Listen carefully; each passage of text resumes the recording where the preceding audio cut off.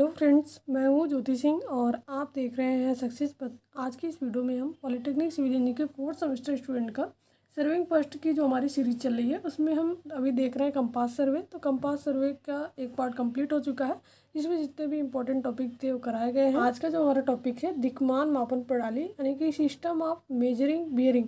जो bearing measurement के system होते हैं उसके बारे में डिटेल में हम पढ़ेंगे। ये बहुत ही इंपॉर्टेंट टॉपिक है आपके सेमेस्टर एग्जाम के पर्पज़ से और आपके कॉम्पिटिटिव एग्जाम के पर्पज़ से भी। तो इस टॉपिक को आप अच्छे से कवर कीजिएगा, जिससे कोई कन्फ्यूजन आपका ना रहे, चाहे आप कॉम्पिटिटिव एग्जाम तैयारी कर रहे हो या फिर आप सेमेस्टर एग्जाम की तैयारी कर रहे हो। तो यदि आपको कोई कन्फ्यूजन है तो आप टेलीग्राम पर मैसेज कर सकते हैं, इंस्टाग्राम पे भी फॉलो कर सकते हैं, लिंक आपको डिस्क्रिप्शन में मिल जाएगा।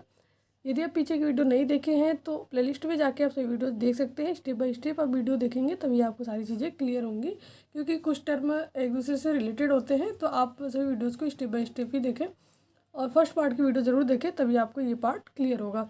यदि आप चैनल पर नए हैं तो चैनल को सब्सक्राइब कर लें, बेल आइकन को प्रेस कर लें, जिससे कि हमारे नए वीडियो की नोटिफिकेशन आपको मिलती रहे। तो चलिए हम देखते हैं आज का जो हमारा टॉपिक है सिस्टम ऑफ मेजरिंग बियरिंग। तो इसको हम डिटेल में देखेंगे और बहुत ही अच्छे से समझेंगे क्लियर, जिससे आपको कोई कन्फ्यूजन नहीं होने वाला है।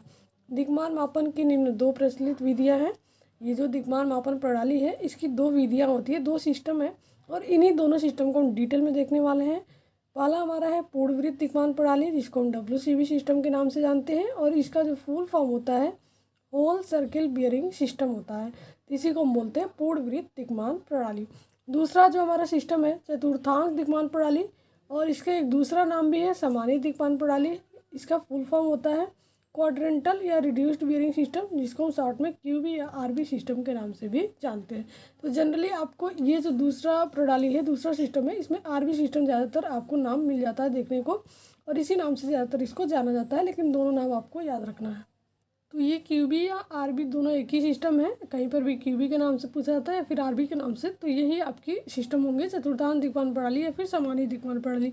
तो ये 2 आपकी सिस्टम है और इन्हीं दोनों सिस्टम के बारे में हमको डिटेल में देखना है। तो एक एक करके हम देखेंगे। सबसे पहले हम देखते हैं WCB सिस्टम क्या होता है और ये कैसे वर्क करता है, इसमें कैसे हम बियरिंग को मेजर करते हैं। तो देखिए, इस प्रणाली में किसी सर्वेक्षण रेखा का दिक्मान चुंबकीय उत्तर से दक्षिणावर्त दिशा में नापा जाता है, यानी कि नॉर्थ से क्लॉकवाइज हम मेजर करते हैं। इसमें रेखा के दिक्मान का मान 0 डिग्री से 360 डिग्री तक हो सकता है। प्रिज्मेटिक कंपास से समस्त दिक्मान WCB सिस्टम में ही मापे जाते हैं। तो ये आपका मोस्ट इम्पॉर्टेंट है ये लाइन, और ये बार बार आपके कॉम्पिटिटिव एग्जाम में पूछे जाते हैं। प्रिज्मेटिक कंपास से समस्त दिक्मान जो होते हैं किस सिस्टम में मेजर किए जाते हैं, तो WCB सिस्टम में मेजर किए जाते हैं। और इसमें जो दिक्मान का मान होता है 0 से 360 डिग्री तक होता है। और इसमें जो दिक्मान हम मेजर करते हैं चुंबकीय उत्तर से दक्षिणावर्त दिशा में हम मेजर करते हैं। तो ये 3 मोस्ट इंपॉर्टेंट पॉइंट यहाँ पर है। अगर ये तीनों पॉइंट आप समझ लीजिए, तो ये तीनों पॉइंट अगर आप समझ लिए अच्छे से, तो आपको पूरा WCB सिस्टम समझ में आ जाएगा। तो चलिए एक बार फिर हम रिपीट करते हैं इसको। WCB सिस्टम क्या होता है इसको हम समझ लेते हैं। ये आपका एक डायग्राम बनाया गया है। इस डायग्राम को आप देखिए, नॉर्थ साउथ कोऑर्डिनेट है। ये नॉर्थ साउथ ईस्ट और वेस्ट इसमें बना हुआ है। इसमें 4 लाइनें भी हैं, ABCD, और ये यहाँ पर O पॉइंट होगा, सेंटर होगा इनका। तो इसमें क्या कह रहा है WCB सिस्टम होता क्या है कि WCB जो सिस्टम है उसका नाम ही है होल सर्किल बियरिंग सिस्टम, यानी कि पूर्ण वृत्त दिक्मान प्रणाली। जो वृत्त हमारा बनता है एक पॉइंट पर, जो हमारा पूरा एंगल बनता है कितना होता है 360 डिग्री का, यानी कि पूरा एक वृत्त बनाता है ये। तो इसी को हम बोलते हैं पूर्ण वृत्त दिक्मान प्रणाली। इसमें जो हम बियरिंग मेजर करते हैं, तो बियरिंग आपका कैसे मेजर करते हैं, नॉर्थ जो आपका है इसमें क्या कह रहा है चुंबकीय उत्तर से, नॉर्थ से, ये चुंबकीय उत्तर इसको हम बोलते हैं नॉर्थ से दक्षिणावर्त, यानी कि क्लॉक वाइज दिशा में हम सारे एंगल मेजर करते हैं। और मेजर कैसे करेंगे अभी आपको यहाँ पर समझना है। देखिए, पहला लाइन हमारा क्या है, पहला जो आपकी रेखा है यहाँ पर O पॉइंट होगा, O से A है, फिर O से B है, फिर O से C है, O से D है। ये हमारा नॉर्थ साउथ ईस्ट वेस्ट है। तो ये हमारा हो जाता है फर्स्ट कोऑर्डिनेट, ये हमारा हो जाएगा सेकेंड कोऑर्डिनेट, ये हो जाएगा थर्ड कोऑर्डिनेट, और ये हो जाएगा फोर्थ कोऑर्डिनेट। तो सबसे पहले हम क्या करते हैं, फर्स्ट हमको कोऑर्डिनेट में एंगल मेजर करना है। तो नॉर्थ से अगर इस लाइन के बीच में एंगल मेजर करना है, तो कोई भी एंगल हम अगर नॉर्थ से लेते हैं तो उसको बियरिंग बोलते हैं। तो इसीलिए बियरिंग मेजरमेंट के बारे में हम यहाँ पर पढ़ रहे हैं। तो नॉर्थ से ये जो नॉर्थ वाली लाइन है यही से हम एंगल मेजर करेंगे, ये A वाली लाइन तक, O से A तक, A जो लाइन है यहाँ तक मेजर करेंगे। तो ये हमारा होगा α1, ठीक है। ये पहला एंगल हो गया। फिर हम क्या करेंगे, जो दूसरी लाइन है वहाँ तक का एंगल लेंगे, लेकिन ये इसका एंगल अगर मेज़र करना है तो हम इसी नॉर्थ से फिर हम क्या करेंगे, इस बी वाली लाइन तक हम एंगल मेज़र करेंगे। तो ये हमारा होगा α2, क्लॉकवाइज दिशा में चलेंगे। और फिर तीसरा जो हमारा लाइन है कौन सा है, सी है, तो यहाँ तक का एंगल हमको लेना है। तो यहाँ तक का एंगल मेज़र करने के लिए फिर हम नॉर्थ से ही चलेंगे और सी वाली लाइन तक चलेंगे। तो ये होगा हमारा α3। और फिर जो हमारी चौथी लाइन है डी वाली, इसका यहाँ तक का एंगल मेज़र करना है। तो कैसे मेज़र करेंगे, नॉर्थ से ही हम डी वाली लाइन तक एंगल मेज़र करेंगे और ये हमारा होगा α4। तो यहाँ से आपको क्लियर होगा कि WCB सिस्टम में हम एंगल कैसे मेज़र करते हैं। कोई भी एंगल मेज़र करना है, चाहे फर्स्ट कोऑर्डिनेट का हो, सेकंड का हो, थर्ड का हो या फोर्थ का हो, तो नॉर्थ से ही हम मेज़र करते हैं इसमें एंगल।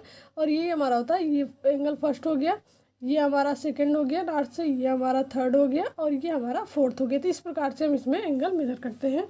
आगे हम डिटेल में और देखेंगे इसके बारे में। तो अभी इतना समझिए कि WCB सिस्टम क्या होता है। और एक पॉइंट आपको याद रखना है कि इसमें 0 से 360 डिग्री तक टोटल एंगल हम मेज़र करते हैं। जो हमारे WCB सिस्टम होते हैं इसमें हम 0 से 360 डिग्री तक के एंगल पढ़ते हैं, ठीक है।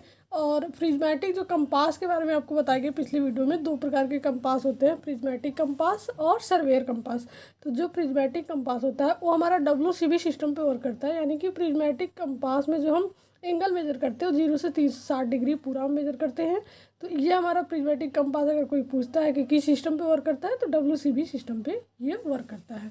चलिए अभी हम दूसरे सिस्टम के बारे में पढ़ लेते हैं। दूसरा सिस्टम हमारा क्या है और ये कैसे वर्क करता है। तो देखिए ये हमारा है दूसरा system, quadrantal or reduced bearing system, जिसको हम QB या RB सिस्टम के नाम से जानते हैं। और इसको हिंदी में हम चतुर्थांश या सामान्य दिक्मान प्रणाली के नाम से जानते हैं। तो सबसे पहले हम इसका डिफिनीशन पढ़ लेते हैं।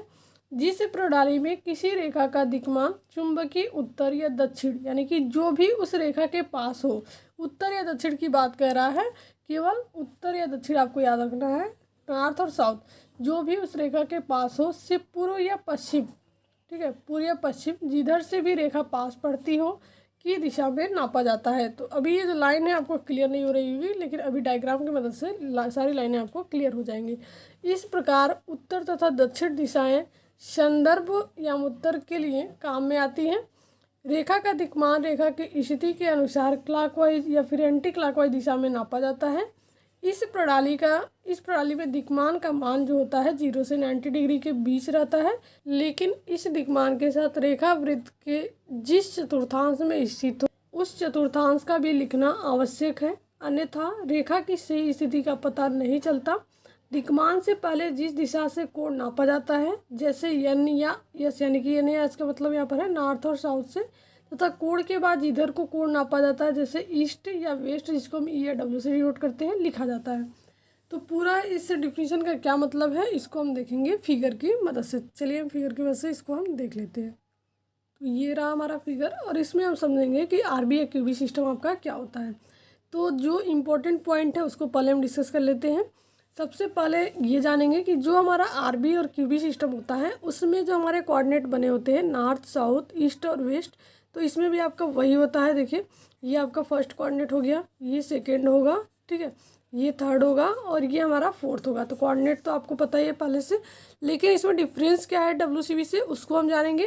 तो इसमें जो एंगल हम मेजर करते हैं, पहले भी आपको बताया गया कि नॉर्थ और साउथ से 2 आपके बेस होते हैं जिससे हम एंगल मेज़र करते हैं, जबकि WCB में हम केवल नॉर्थ से मेज़र कर रहे थे। तो इसमें हम नॉर्थ और साउथ दोनों से मेज़र कर सकते हैं, और जो पास में हो जिस रेखा के उधर से हम मेज़र करेंगे और जिधर से आपका पास में होगा उधर को मेज़र करेंगे। तो इसका मतलब क्या है कि नॉर्थ और साउथ तो 2 बेस पॉइंट है, यानी कि नॉर्थ और साउथ से हमको मेज़र करना है ईस्ट और वेस्ट की तरफ, तो जो पास हो जिधर से, ठीक है। इसमें क्लॉकवाइज और एंटी क्लॉकवाइज दोनों साइड से हम मेज़र कर सकते हैं जिधर से आपको पास में पड़ता हो। जैसे मान लीजिए फर्स्ट कोऑर्डिनेट का अगर एंगल मेज़र करना है, इसमें भी 4 लाइनें हैं, A point, B point, C point और D पॉइंट। तो नॉर्थ से A वाली जो लाइन है यहाँ तक का एंगल हमको मेज़र करना है, तो ये वाली लाइन किससे पास पड़ेगी, नॉर्थ से पास पड़ेगी और किधर को पास पड़ेगी, ईस्ट की तरफ, ठीक है। ऐसा तो है नहीं कि साउथ से हम यहाँ तक ले, तो ये कौन सी रेखा पास पड़ेगी, इसके नॉर्थ पास है, नॉर्थ और साउथ दो से हमको मेजर करना है। तो नॉर्थ और साउथ में कौन सा पास में है, नॉर्थ पास में है इस A वाली लाइन के, ठीक है। और किधर को बोल रहा है, यानी कि ईस्ट की तरफ और वेस्ट की तरफ हमको मेजर करना होता है। तो नॉर्थ से किधर किधर की तरफ पास में है, ईस्ट की तरफ है, वेस्ट की तरफ तो है नहीं। तो नॉर्थ से ईस्ट की तरफ हम मेजर करेंगे, यानी कि नॉर्थ से ये जो ए वाली लाइन है इसके बीच का जो एंगल होगा ये तो हमारा θ1 हो गया। लेकिन इसको हम लिखते कैसे हैं, इसके साथ हम चतुर्थांश लगाते हैं, क्योंकि जो हमारा आरबी या क्यूबी सिस्टम होता है इसमें केवल हम 0 से 90 डिग्री तक एंगल मेजर कर सकते हैं।